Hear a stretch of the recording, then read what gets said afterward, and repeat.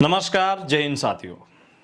देश में लगातार विलंब चल रही सैन्य भर्तियों के चलते देश के अधिकांश युवा उम्र के जो तय मानदंड हैं उनको पार कर चुके हैं, बोले तो एज आउट हो चुके हैं।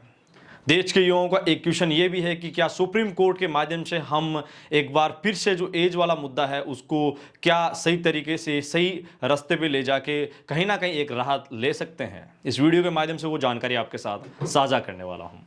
साथियों, हमारे समकक्ष जो केंद्र सरकार के अधीन आने वाली जो भर्तियां हैं, उनके पाले में जो आने वाली भर्तियां हैं, वो कैंडिडेट भी सुप्रीम कोर्ट गए थे।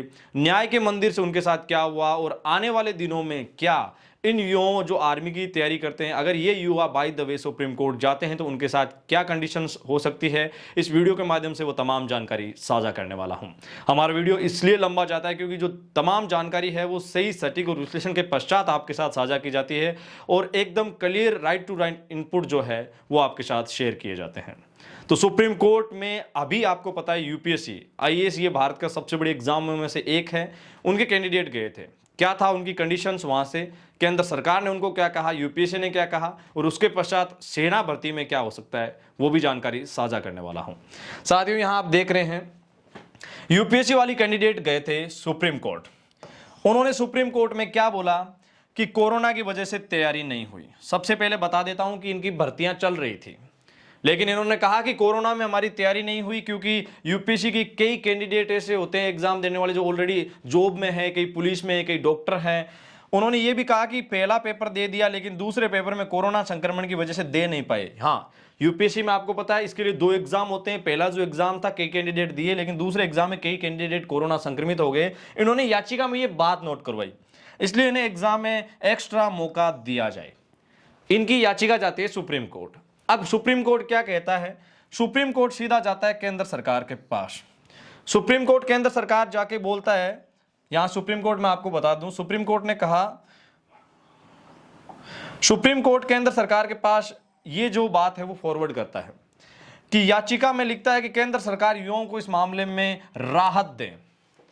बिल्कुल, सुप्रीम कोर्ट युवाओं की इस बात को केंद्र सरकार को फॉरवर्ड करता है कि केंद्र सरकार इसके ऊपर कोई ना कोई संज्ञान ले।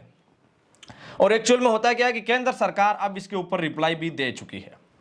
केंद्र सरकार ने कहा कि सुप्रीम कोर्ट इसका फैसला कार्मिक विभाग पे छोड़ता है। सुप्रीम कोर्ट नहीं, केंद्र सरकार। केंद्र सरकार सुप्रीम कोर्ट में कहती है कि इसका जो फैसला है हम संबंधित डिपार्टमेंट पे छोड़ते हैं।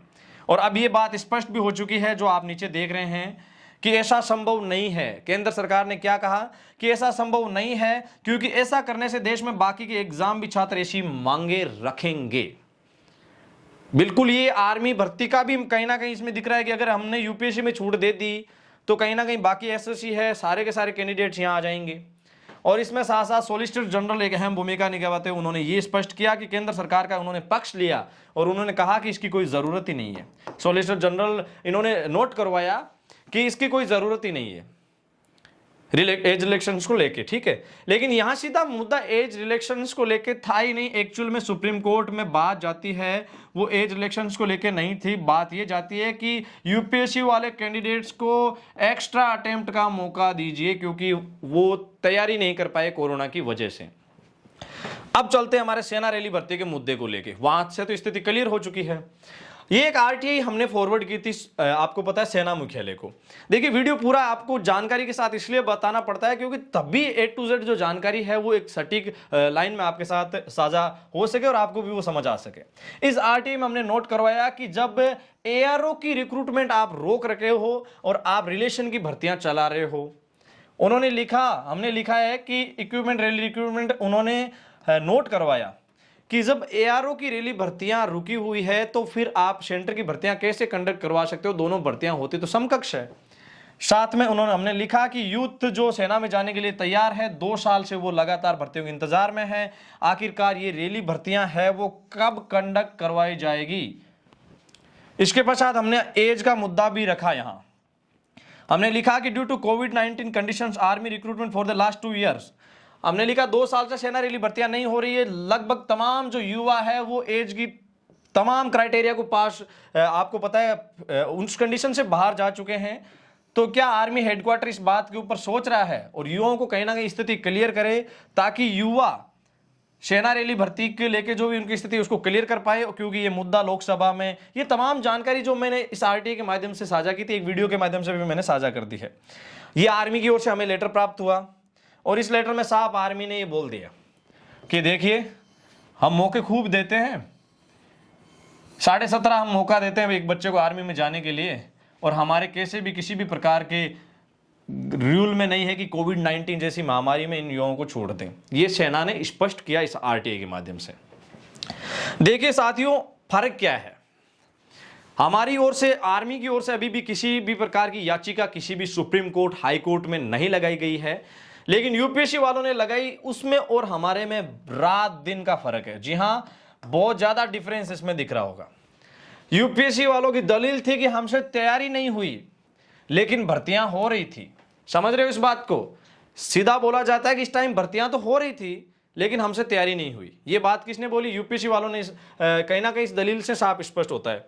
लेकिन अगर आर्मी वाले सुप्रीम कोर्ट जाते हैं तो ये इनके बिल्कुल विपरीत है, और कहीं ना कहीं एक तरीके से केंद्र सरकार को इसके ऊपर सोचना भी पड़ सकता है।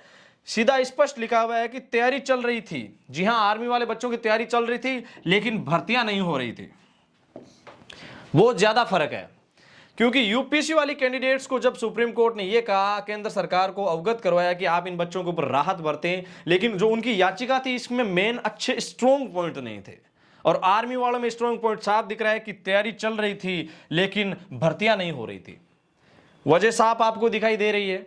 इसलिए रिक्वेस्ट है कि जो भी एनीवन लॉयर्स कंडीशंस को जानते हैं, अच्छे लॉयर्स के संपर्क में हैं, एक बार इस मुद्दे के ऊपर जरूर डिस्कस करें, क्योंकि ये युवाओं का भविष्य का सवाल है। और कहीं ना कहीं इस मामले को लेके एक दो हमारे कई साथी आगे भी आए हैं, उनका साथ भी दीजिए, और जरूर इस मुद्दे को लेके सही संज्ञान की जो बात है उसमें उसका साथ दीजिए, और युवाओं के इस मुद्दे को लेके जरूर एक न्याय की जो गुहार है वो भी लगानी चाहिए।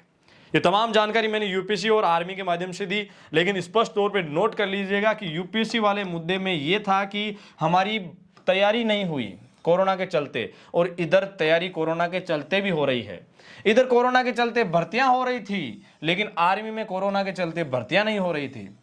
फर्क साफ है। इसलिए हो सकता है कि रक्षा मंत्रालय इसके ऊपर अगर सुप्रीम कोर्ट कहता है तो केंद्र सरकार रक्षा मंत्रालय के माध्यम से युवाओं को राहत प्रदान कर सकती है।